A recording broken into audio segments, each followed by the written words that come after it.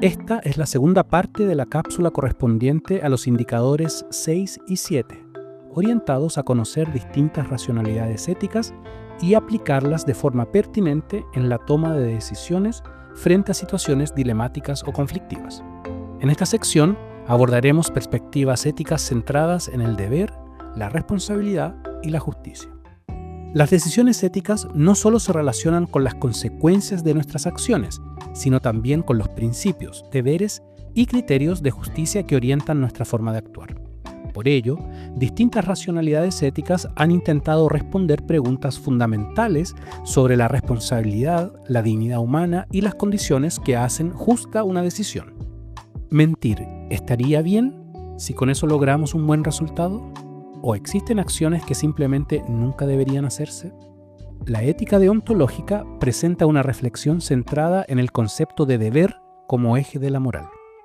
Desde la experiencia cotidiana se observa que las personas reconocen múltiples deberes, como cumplir responsabilidades académicas o decir la verdad, lo que evidencia que la moral no se reduce a preferencias personales, sino que implica ciertas obligaciones objetivas.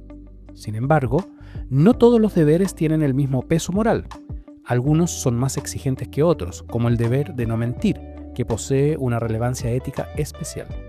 La ética deontológica se distingue de las éticas teleológicas, como el utilitarismo, porque no fundamenta la moral en las consecuencias de las acciones, sino en el deber mismo. En este sentido, una acción es moralmente correcta no por sus resultados, sino porque responde a una norma válida. Esto conduce a la pregunta central: ¿qué hace que una norma moral sea válida y obligatoria? El pensamiento de Immanuel Kant ofrece una respuesta decisiva. En el contexto de la Ilustración, Kant propone que la moral se basa en la autonomía de la razón. El ser humano es libre cuando es capaz de darse a sí mismo su propia ley moral, sin depender de mandatos externos.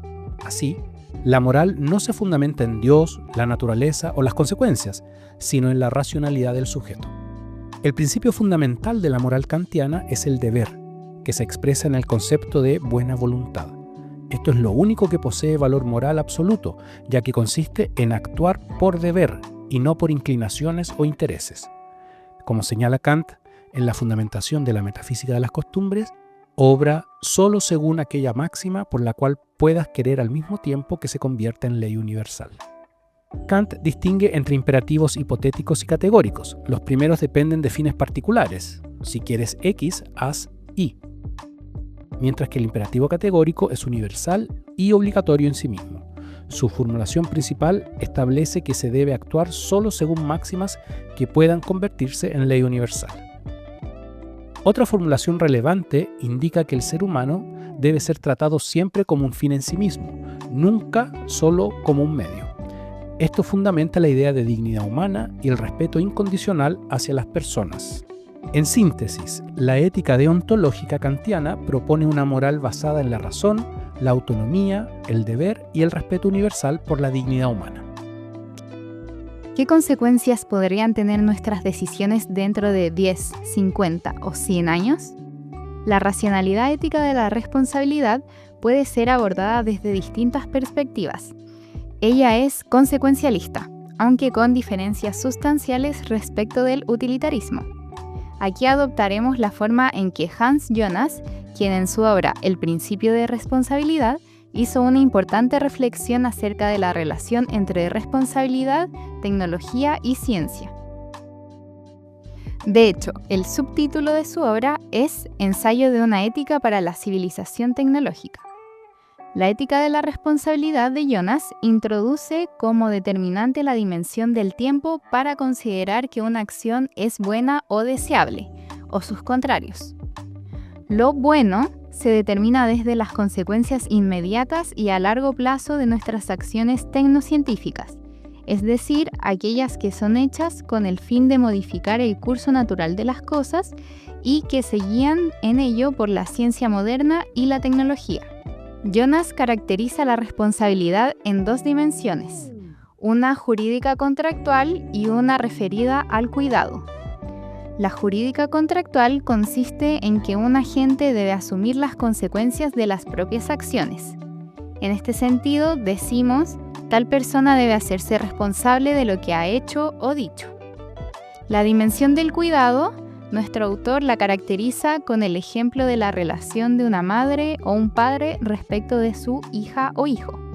En este sentido, que una madre-padre se haga responsable de su hija-hijo no implica solo asumir las consecuencias de la acción que esta niña o niño realice, sino que implica principalmente la obligación del cuidado respecto de ella o él.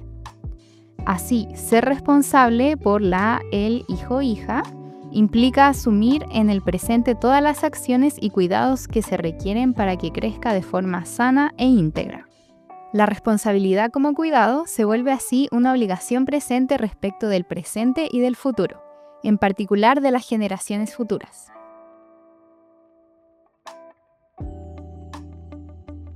Siguiendo a Kant, un filósofo alemán del siglo XVIII, Jonas establece lo que llama el imperativo de la responsabilidad, el cual adquiere 4 formas distintas de dicho imperativo, pero que apuntan a lo mismo. Las fórmulas del imperativo de la responsabilidad dicen como sigue: obra de tal modo que los efectos de tu acción sean compatibles con la permanencia de una vida humana auténtica en la tierra. Obra de tal modo que los efectos de tu acción no sean destructivos para la futura posibilidad de esa vida. No pongas en peligro las condiciones de la continuidad indefinida de la humanidad en la tierra. Incluye en tu elección presente, como objeto también de tu querer, la futura integridad de las personas.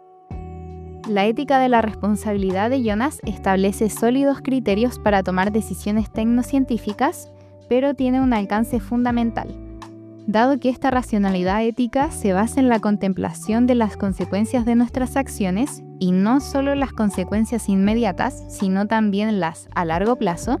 ¿Es posible prever las consecuencias nocivas a largo plazo de nuestras acciones? Por supuesto que es posible concebir y considerar algunas, pero en el más largo plazo un bien presente puede tener consecuencias incalculables con la información que tenemos en el presente. De cualquier forma, es un buen criterio general que requiere basarse en principios éticos básicos como los propuestos por una ética mínima.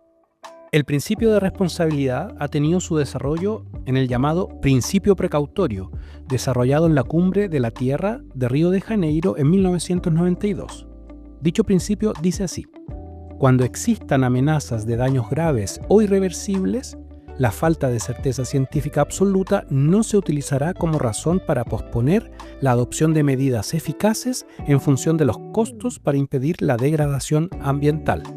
Este es el principio 15. La ética de la responsabilidad nos recuerda que nuestras decisiones nunca afectan solo el presente, también construyen el futuro. Imagina que tienes que crear las reglas de una sociedad, pero sin saber qué lugar ocuparás dentro de esa sociedad. Con la ética de la justicia, en la perspectiva de John Rawls, entramos al ámbito del procedimentalismo. Recordemos que la corriente ética del procedimentalismo considera como buenas las acciones o decisiones que cumplan con ciertas normas legitimadas según una serie de reglas que deben también ser acordadas y aceptadas. John Rawls, en su obra Una teoría de la justicia de 1971, establece las bases para los procedimientos que deben cumplirse para considerar buena o justa una acción. Comienza por establecer 2 principios, el principio de igualdad y el principio de diferencia, los cuales revisaremos más adelante. Es importante tener a la vista que Rawls está pensando en agentes como instituciones sociales, pero igualmente nos es útil como criterio para la ética aplicada, puesto que muchas veces la acción profesional se realiza precisamente en nombre de la institución en que trabajamos, una empresa, el Estado, etc. Rawls busca resguardar la justicia como equidad en las decisiones que tomamos, pues la justicia es el principio rector de la vida política y social. Para ello recurre a la noción de posición original, para establecer el procedimiento que proporcionaría una decisión justa y ecuánime. La posición original es un experimento mental al que podemos recurrir y consiste en considerar las condiciones ideales o más adecuadas para elegir los principios de justicia que deberían guiar la decisión a tomar. En esta posición original, todas las personas son consideradas libres e iguales. En ella, las personas están sometidas a un velo de la ignorancia, por lo que desconocen sus características y condiciones individuales, como sexo, raza, religión, clase social, etc.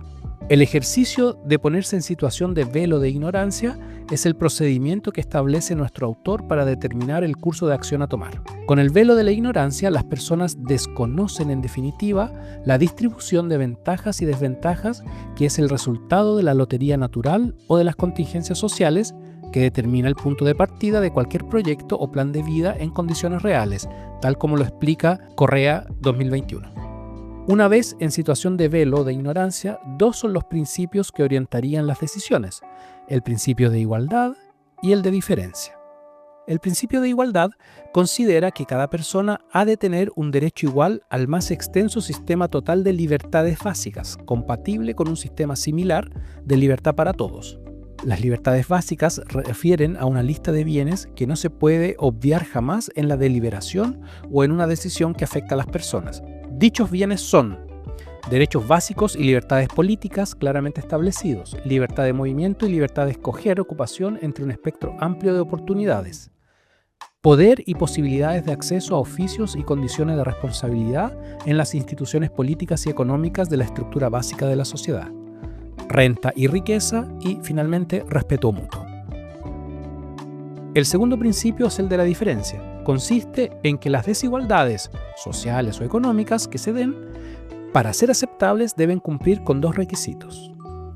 Se espera, primero, que razonablemente sean ventajosas para todas las personas que componen el colectivo y, segundo, que se vinculen a empleos o cargos asequibles para todas las personas.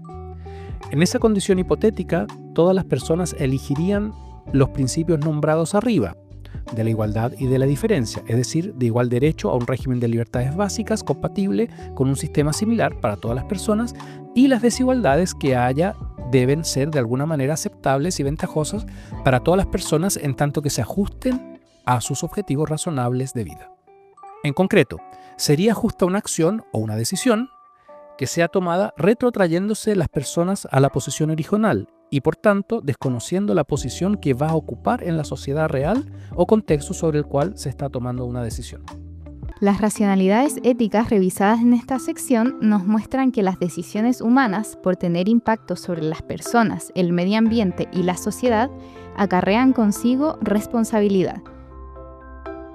Hemos visto cómo el deber, la responsabilidad y la justicia buscan orientar nuestras acciones más allá del interés individual, incorporando criterios como la dignidad humana, el cuidado de las futuras generaciones y la equidad. Pero las decisiones éticas no ocurren de manera aislada. También requieren diálogo, reconocimiento mutuo y consideración por las relaciones humanas. Eso es lo que abordaremos en la tercera y última parte de esta cápsula.